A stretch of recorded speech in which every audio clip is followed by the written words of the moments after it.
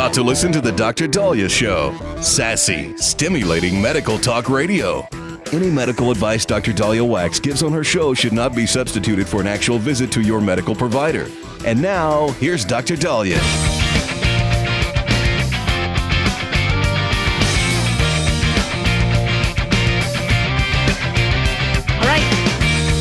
Dr. Daliah Show. Thank you all for tuning in. 1-877 Dr. Daliah, 1-877 DOCDALI. So happy President's Day. It is President's Day.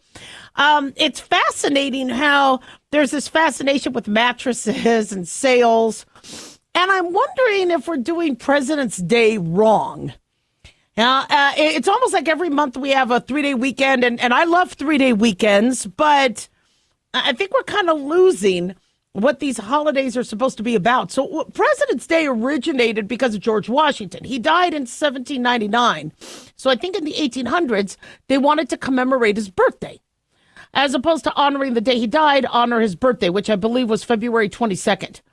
So it wasn't necessarily a national day, but it was kind of understood that that day would be a big deal.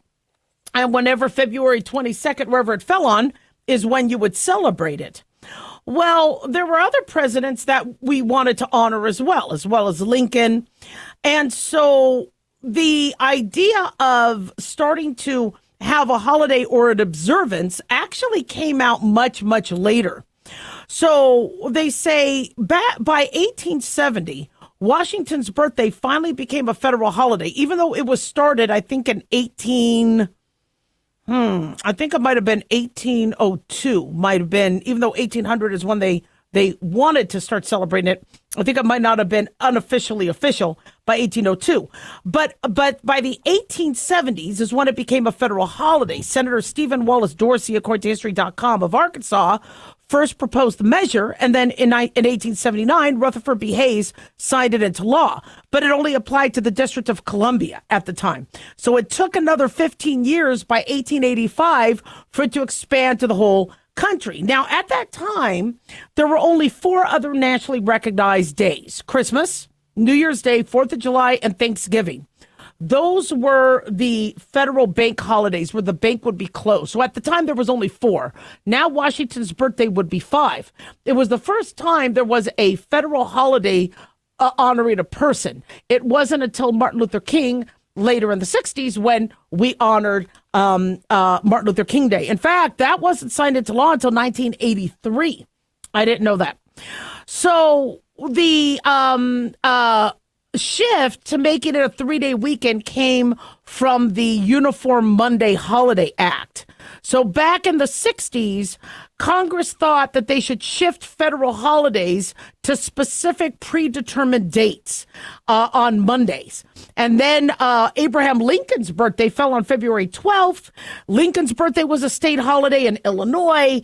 And so then why don't we call it, instead of Washington birthday, President's Day?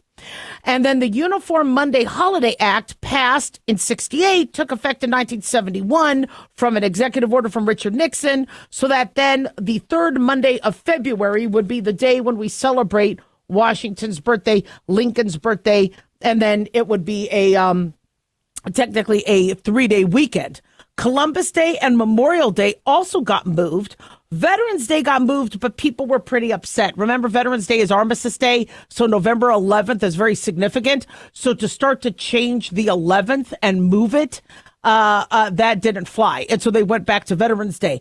And so, I kind of like I kind of like what happens with Veterans Day. I'm glad Veterans Day isn't a 3-day weekend.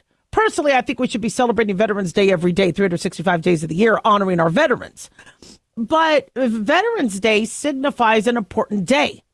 And I understand we have, now 70, Trump is now 76th president, right? He was 74 and then 76. So I forget how many presidents. Yeah. So that's a lot of days, if you're going to have president days and days for each president. So I kind of like the idea that there's one day to honor the presidents. But are we diluting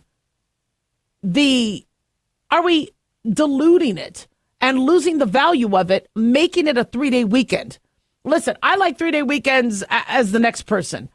But what are 3-day weekends about? Well, people going skiing, or they're going to the beach, or they're buying a mattress.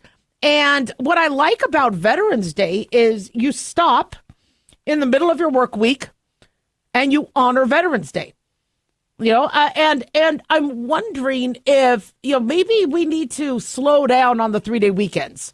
I get that there's people like that, and they like being off on Mondays, and 3-day weekends are a lot of fun. But if you're really doing a Labor Day, then wouldn't you want to, any day being you do a 3-day weekend, then Tuesday is hell. Why don't you split it up? Let Labor Day be on a Wednesday. I've always loved it when there was a day off in the middle of the week, because that really kind of broke up the week. That's just me. And I understand people like to travel and all that, but, President's Day is a day where we honor and we think about what our presidents have done, what they've sacrificed. And I understand things have been very tumultuous and very polarized, and not everybody looks at Biden or Trump or Obama or Bush like they did George Washington or Abraham Lincoln. But every president had their enemies, and not every country was in love with their president, but being a president and being the commander in chief does deserve an honor. And, we kind of now take these 3-day weekends for granted. I posed a question out there, how would you rank your top 5 presidents? And, I got some answers back by direct mail, those memes where some people can't even name 5 presidents. We make a joke, but it's not a joke. Why can't we name our presidents? From George Washington to John Adams to just go forward. Why can't we do that? Is it because there's so many? Is it because we don't really study each of them and understand what each legacy was? I mean, you have a 4-year term, or in FDR, what, 10 years? There's a significant, and we only seem to remember the ones that the history books talk about. One of the reasons why Trump is doing what he's doing is he saw what happened with, the media and his first 4 years, where things he accomplished didn't get recognized, like the $35 insulin and things like that. So, I understand it's a 3-day weekend and a lot of you want to buy a mattress, but just maybe, stop and try to learn about the presidents and just kind of spend just a few moments on what this is about. 1-877-Daliah.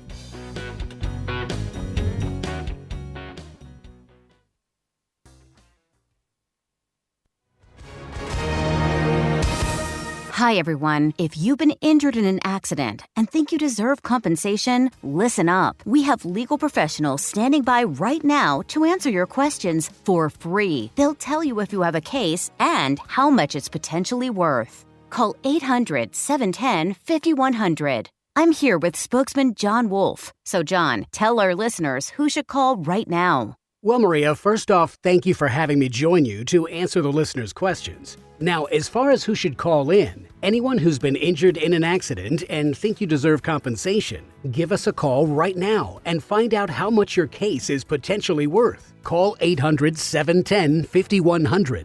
Thanks, John. You heard it, folks. If you think you deserve compensation, call now to find out how much you qualify for. 800-710-5100. Advertisement sponsored by Legal Help Center. May not be available in all states.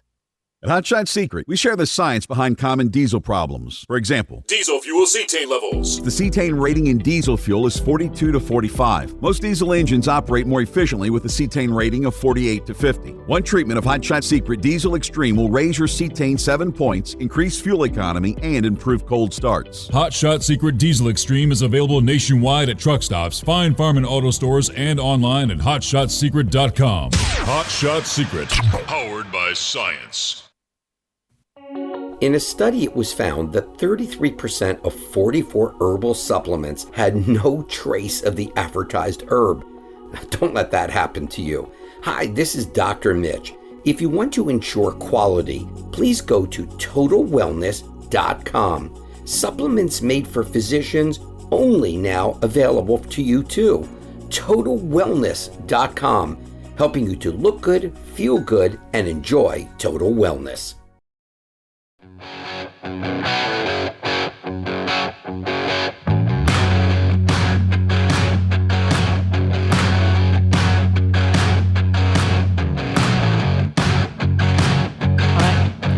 We are back on the Dr. Daliah Show. Thank you all for tuning in. 1-877-Dr. 1-877-DOCDALI. Big thanks to Talk Media Network for making the show happen. Big thanks to Daniel, our producer. And big thanks to you all for tuning in. We really do appreciate it. Don't forget to follow us on Twitter or X at Dr. Daliah, Facebook, The Dr. Daliah Show, YouTube. Click like and subscribe. And if you ever miss a show, go to drdaliah.com. Have you ever been in a relationship where you thought your significant other would kill you? Now, you would think this would be just something out of Hollywood, but it's not. We have heard of multiple cases where people are in a relationship and they end up leaving this earth because of the person they trusted and lived with and chose to have a life with. And I don't think we have this conversation enough about, could you possibly be talking yourself out of saving your own life and getting the heck out of that relationship? I'm reading a little bit about this case where Jennifer Gledhill was arrested in early October, 42 years old, after her husband Matthew Johnson vanished. She was later charged with his murder. Police claim the mom of three opened fire on him as he slept at their $1 million Cottonwood Heights home, a suburb of Salt Lake City, then dumped his body in a shallow grave. I think the parents are now charged with being accessories to cleaning up the site. And so allegedly she killed her husband after he accused her of an affair during an argument. And this, when you look at this and like with the Menendez brothers killing their parents, allegedly, Gabby Petito. The Gabby Petito case is now on Netflix. Gabby Petito was the woman who was on I think she was doing like a cross-country trip with her boyfriend and was strangled to death by her fiance. This is her fiance. These aren't just random hookups. Brian Laundrie. They were doing a cross-country trip. They were in Wyoming, and she ends up dying as a result of who she trusted. And we don't talk about this. Now, there was an I Love Lucy episode. We spoke about this years ago, where Lucy thought Ricky wanted to kill her. And Ricky is just overwhelmed by this, and he goes to Fred. And Fred's like, that's common. Every woman, at some point in their marriage thinks their husband wants to kill them, and the majority of them are right. And they made a big joke about it and all that. And I'm watching this as a kid. But is that true? Do most people go through relationships where they think their spouse could turn around and murder them in their sleep? Well, that's frightening. No wonder the younger generation doesn't want to get married. No wonder they're like, to hell with this. Why would I have somebody in my bed when I'm the most vulnerable? Look, we'll hook up, we'll do whatever, but I'm going to sleep in my own place with the door locked, and I'm not giving you the key. Are we really at the point where this is a lot more common and people have to be aware that somebody they're with could later murder them? Wasn't there a doctor, this happened a couple years ago, where she broke up with somebody and then he met her in the parking lot of the hospital and killed her? We choose people to date because we're attracted to them. We find something attractive, and then something gives us the ick, or something turns us off, or makes our spidey sense, alert, and we, may end it. And that could be some of the most dangerous moments in those two people interacting, the rejection. And so you almost, when you need to find somebody, or when you do find somebody, need to actually stop and look at, is this somebody where if things go bad, it could go really bad? With anybody I dated, I was always pretty, maybe it was because of the whole O.J. Simpson thing, where Ron Goldman gets killed, as well as Nicole Simpson, allegedly by O.J. Simpson, who apparently did not like them dating or whatever the alleged motive was. And, I always wanted to make people feel secure that, look, if this doesn't work out, it doesn't work out. No big deal.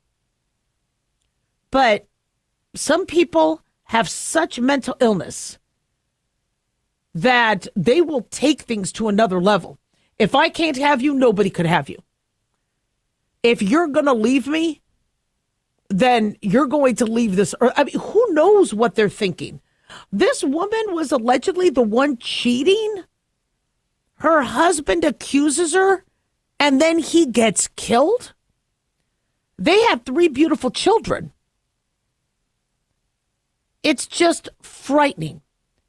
Absolutely frightening. And so do we have to now educate people on, homicide prevention? If you're in a relationship, we know domestic violence is at an all-time high. We know that we have to have shelters and we have to have abilities for people to leave.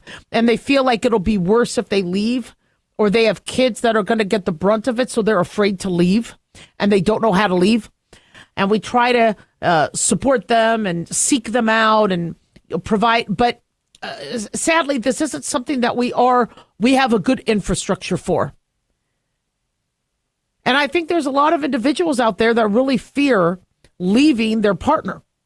They think if I left my partner, it would be hell. We spoke about this with divorces. I think we would have a much higher divorce rate, but you have a lot of individuals who look at what a divorce would be like, and it would be so horrible, so expensive, so traumatizing that they're like, you know what? I think it's easier to just make this work. And I see these individuals depressed, anxious. Every time somebody calls asking for an antidepressant or a medicine for anxiety, I ask them about their job. Oh, I love my job. I ask them about the relationship. Oh, yeah, it's okay. It's good. Really? Talk to me about it. You can only do so much with medications to get you through a relationship that you like and love. Now, I don't want everybody leaving their spouse or leaving their partner or because they're now paranoid about this. But I also don't want to see any more people die or get hurt because they're with somebody in the most vulnerable state and in the most vulnerable setting. And I don't know if we really prepare ourselves.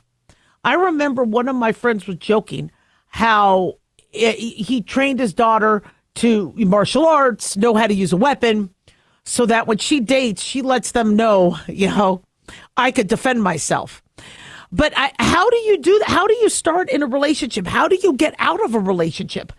How do you pick up the warning signs? So the warning signs we've spoken about. If they act violence, if they threaten you, if they look like they go from 0 to 90 with a drop of a hair, right? If they look very impulsive, if you've seen them be violent, you need to think about this relationship, and you need to think about if it could ever turn on you. We always think, well, they love me. They love me. Sometimes that love, the individuals who are loved are the ones who are the most hurt. Look at domestic violence with kids and child abuse. Most parents have deep emotional love for their kids, but these psychotic, mentally ill parents who beat their child are projecting that passion for their kid into hate. And they take it out on them. And they're abusive and they're domineering and they should be in jail. Now, kids oftentimes don't have a lot of recourses, which we need to work on. But if you're an adult and you're at all in a relationship where you think you can possibly be hurt, you have got to get out of there. Go to the police, go to a family member, go to a shelter, and I understand people are, they're afraid that they're going to wake up the sleeping giant. Listen, that sleeping giant's going to be woken up. They always wake up. For domestic violence hotline, you could text BEGIN. to 88788. That's BEGIN, BEGIN. Text it to 88788. You could also call 1-800-799-7233. But, speak to somebody. Find out, if the red flags or your spidey sense is right and what you need to do to protect yourself. 1-877-DOC-DALIAH.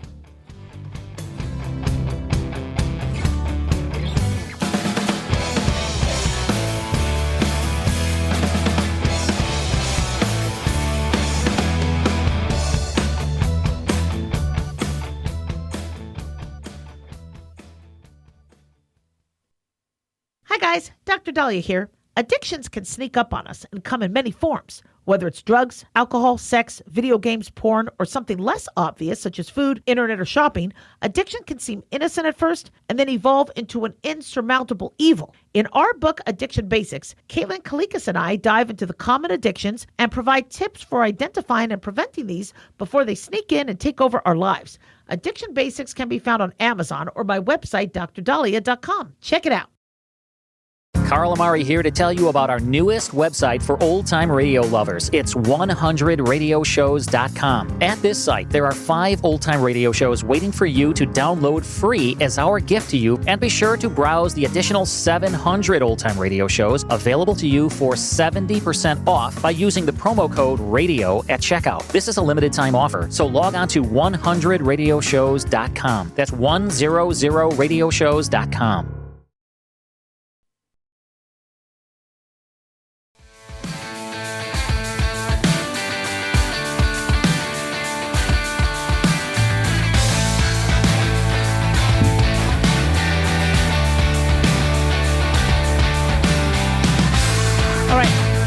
Well, we are back on the Dr. Daliah Show. Thank you all for tuning in. 1-877-DOC-DALI, 1-877-DOC-DALI.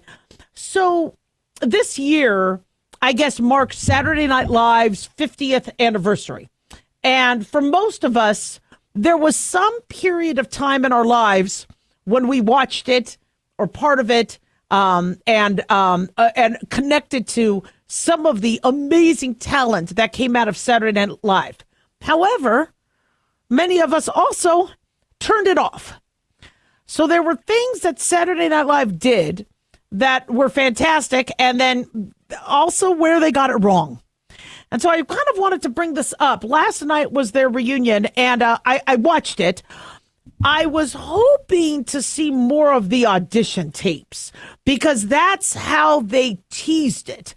You got to see the Amy Poehler or the Jimmy Fallon audition tape. That's what I thought we would be seeing a lot of.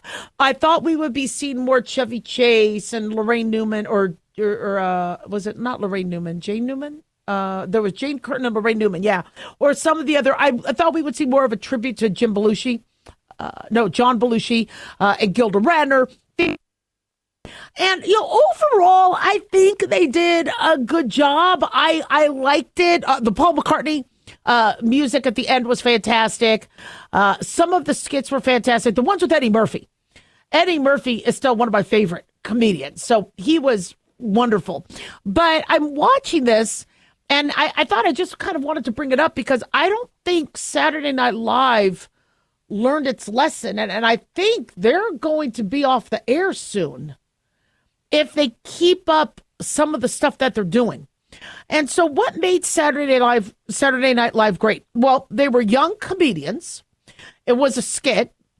They only had a week to prepare, so they worked their butt off. And it was live. So, you didn't have a lot of pre-recording and although there might have been some commercials or other things they did to try to, add in, because they would do these fake commercials, which were kind of funny, like Colon Blow. I remember that one. But they would satire and impersonate. Like Dan Aykroyd, I think, impersonated Julia Childs years ago. Chevy Chase would impersonate Gerald Ford. That was before my time. I was too young during that part of Saturday Night Live because I think they launched October 11th, 1975. And who would stay up that late? But I notice now it's hard to watch. And they took some skits last night and decided to get political. And it wasn't satire political. It was, we want to dig in. Almost like they had to do it to check the box. And they keep doing this. And you see article and review going, that wasn't funny. That wasn't funny. You even saw some of the audience not laughing. And there were some pity laughs on some, but the skits that were just comedy, that didn't have to necessarily bring in Giuliani or Trump or whatever, were the ones that were applauded more. And I get that Dana Carvey would do President Bush, Senior, H.W. Bush, and he would he'd do a great impersonation. And you always and the person who impersonates Donald Trump does a good job. I forget who he is now. So impersonations of presidents are common, but they had Robert De Niro on and it really wasn't a funny skit, but I'm like, okay, now this is going to get good. You got Jimmy Fallon in the skit, you got Robert De Niro, and the first or second thing out of his mouth is him talking about how upset and depressed he is of, who's running the country and the current state. And you're like, how is that funny? We have a talented actor who could do an amazing skit. You got so much content, whether it's Goodfellas, whether it's Godfather 2, whether it's, there's so much, and no, just had to go to the politics. And, Saturday Night Live, where they went right, I think, one of the best for me, and maybe it's because that's the season I watched, was when you had the Adam Sandler, the Rob Schneider, the Chris Farley, the Phil Hartman, the Tim Meadows, where you had, the Gap girls, and there was, and maybe I didn't realize there were political digs. Maybe they always did that. I've never seen a whole Saturday Night Live show. Either I turn it off when the music is bad, or I turn it off when the skit is bad. When something is not funny, you turn it off. And so I've never seen one whole show of Saturday Night Live. I was in New York for a taping of, it was a talk show. I forget whose talk show it was, where Sylvester Stallone's mom was on it. And later that night, we were in the same Radio City Music Hall where Saturday Night Live was going to be filmed. It's just I didn't get tickets to that live show. And that was the one where Harvey Keitel was there and the musical guest was Madonna. But I remember watching that, and they made fun of Bill Clinton. Madonna had done a happy birthday to you. And she did the whole Marilyn Monroe thing to Phil Hartman, who pretended to be Bill Clinton. And he's like, and Hillary's getting mad. And then Madonna's like, you. But she wasn't talking to Bill Clinton. She was talking to Chelsea. And so I get that Saturday Night Live would always make fun of in jest, right? But that's not what's been happening. They really try to make it dark and really go after just try to make you feel like you need to be on their side. It is okay to make fun of that's what satire is. That's what comedy is. But Saturday Night Live, where they went wrong, because they did a lot right and they had a lot of funny skits, a lot of things, but where they went wrong is when they tried to make it like we're preaching to the choir, and the audience is not, your studio audience may be laughing, but the reason why Saturday Night Live ratings have dropped is because they think that, okay, all it is it's supposed to be a platform for Kamala Harris or a platform for, and I understand they tried to make it more balanced once they got, bad reviews, but they didn't learn. And with yesterday's reunion, they could have really taken it a whole nother level. I still liked it, but like they had Tom Hanks, they were doing Black Jeopardy, and they had Tracy Morgan and Eddie Murphy. It was really good, but then they have Tom Hanks, and I guess Tom Hanks has a character where he's wearing a MAGA hat, and they make him look ridiculous. You really need to do that. They don't understand that the country is split, that you're losing maybe they don't care. Maybe they think that's their mission, to just be on one political side. I don't know, but you're losing. Comedy is supposed to be making fun of everything. It's satire. It's laughing at life, but instead, it's like they have to keep digging, and it's a shame. Because you're losing people, you're alienating people, and I don't want to see Saturday Night Live go off air, but it might eventually go that way. Like they had, the crew from Hamilton, very talented, but again, they had to mix it into politics, and you didn't see the audience loving it. And you're talking about you had the company of Hamilton there. That could no. Now, and I get Hamilton was political, but they're losing. They're just losing people. And so I really like, and I understand that Jerry Seinfeld spoke out about this, and then he kind of retracted some things because, people got mad. We're at a time now where it's, for a very short period of time, it is okay to be on either side of the aisle. And you're not going to get canceled temporarily. And so why are we still acting like that? 1-877-DOC-DALIAH. Don't go away.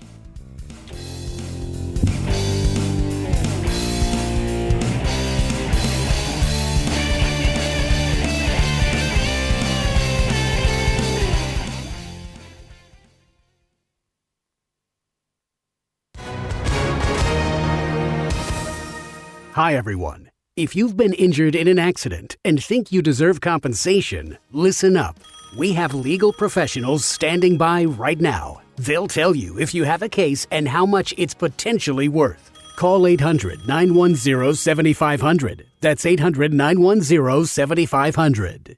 Call now to find out how much your case could be worth. Advertisement sponsored by Legal Help Center. May not be available in all states. In a study, it was found that 33% of 44 herbal supplements had no trace of the advertised herb. Don't let that happen to you. Hi, this is Dr. Mitch. If you want to ensure quality, please go to TotalWellness.com. Supplements made for physicians, only now available to you too. TotalWellness.com, helping you to look good, feel good, and enjoy total wellness. Self-reliance. It's not a phrase we hear much in our culture these days. It might conjure up images of pioneers, the West, rifles, strapping men, and strong women. But what does it mean for us in today's world? The New American Magazine has just released its latest collector's edition, Self-Reliance, Foundation of Freedom. In it, the New American authors outline the necessity of self-reliance for a free people, tips for self-reliant living, and the importance of not giving up hope. This unique edition includes articles on the self-sufficiency of the founders, preparing for a worst-case scenario, firearms, financial self-reliance, the importance of community, and many other topics by expert writers. Now, for a limited time, the New American is offering a bundle of 3 collector's editions, Self-Reliance, The Great Reset, and Trump World, for just $19.95. Available at shopjbs.org. Visit shopjbs.org today.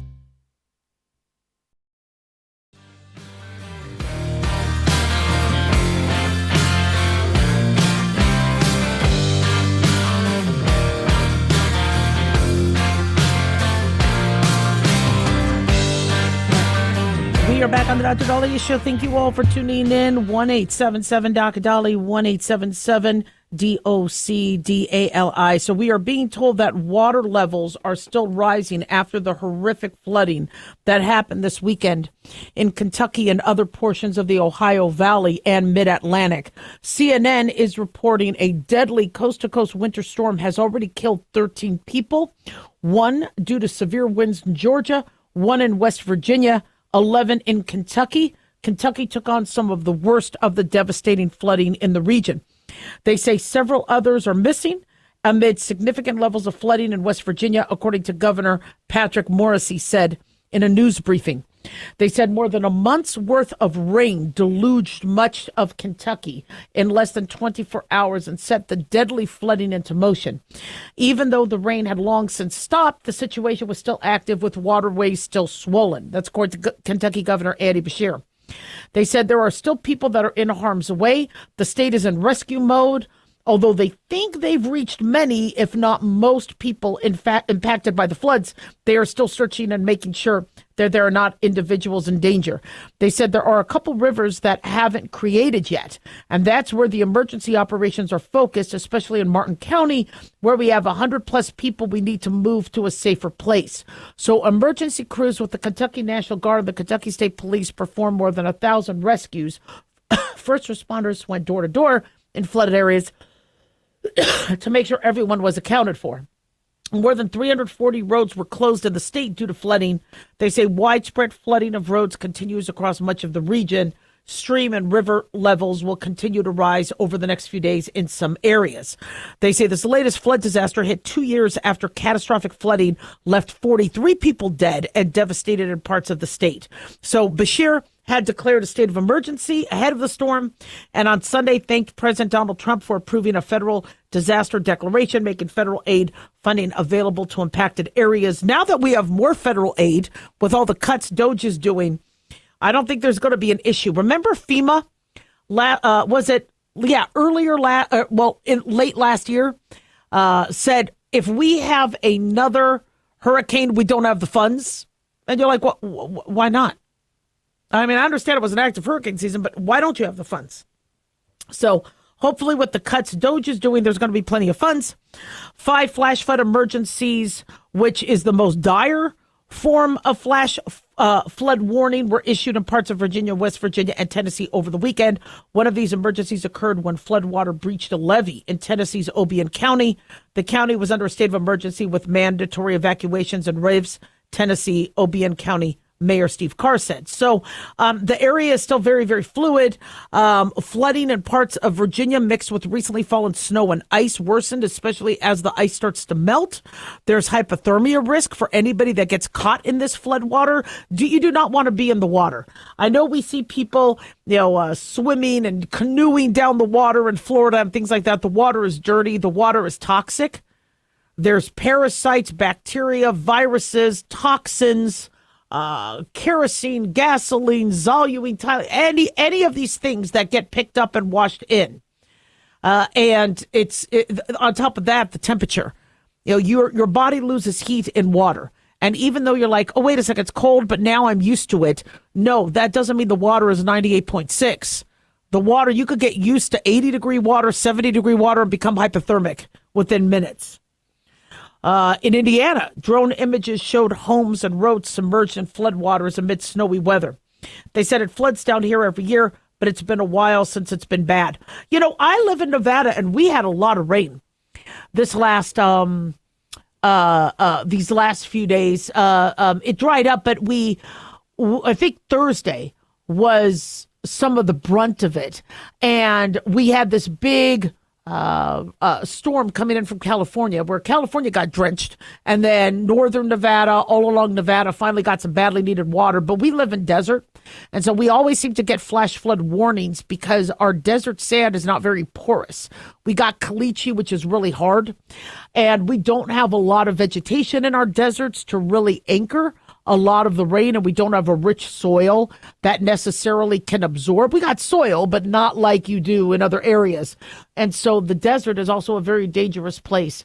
And I was worried because there were some friends of mine who were traveling to northern Nevada. And so the floods could be pretty dangerous, especially in some of the lower areas of the desert. According with this storm that happened on the east, it knocked out power to more than 500,000 homes and businesses. We're being told that hundreds of thousands of people do not have power, so it's definitely not an easy time. Now, frigid Arctic air has started to seep into the northern U.S. today. It's beginning to be widespread. A brutal blast, they say, of record-breaking cold is supposed to come this week. They say life-threatening cold will grip the entire central U.S. starting Tuesday as both air temperatures and wind chills plummet from the Canadian border to the Gulf Coast.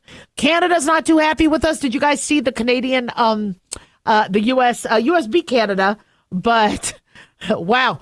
Puck drops, and there were, 3 fights? It was pretty, and they were booing. I want to talk a little bit about that later, Canada's beef with us. People are like, we're going to go to war with Canada. We are not going to go to war with Canada.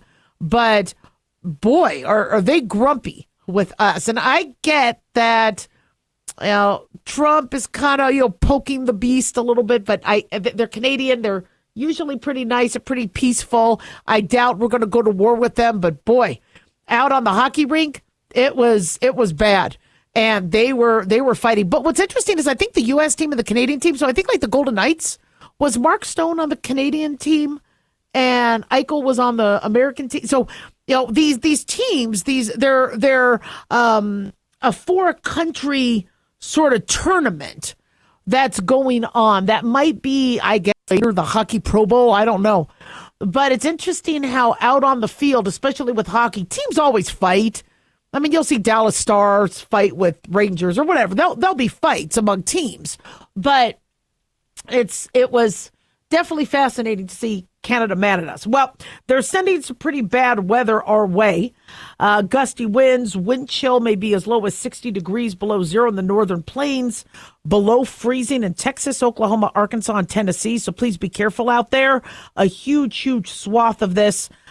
In our neck of the woods, Lake Tahoe got about 21 inches of snow with some of the latest weather coming from California. So skiing should be pretty nice, but unfortunately, we're being told that inches of snow will bury parts of Kansas, Missouri, Illinois.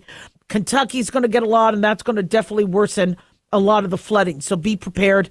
I think that people say, well, it's climate change.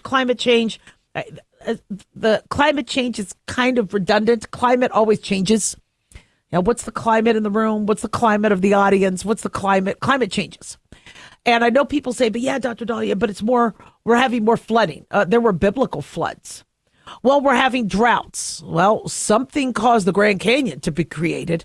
So we've had droughts and flooding and Arctic freezes and ice ages throughout our time. We might be going through a time now where we have a lot of pendulous type extreme weather. I don't think my hamburger is doing much. I don't know if electric vehicles are worsening it because they are no friend to the environment like people try to say they are. But what I think we do need to spend time and money on is better infrastructure, better flood control, better draining. California should learn how to catch this water and use it for wildfires. There's a lot of infrastructure things we could do. I understand God and nature are forces that man, may never be able to overcome, and that's not what we're designed to do. But we should, with our breadth of knowledge and technology here in 2025, be able to figure out ways to minimize some of the damage with the dam building, with levees. Look at how it took Hurricane Katrina to change what we did in New Orleans in terms of flooding. 1-877-DOC-DOLLY. Don't go away.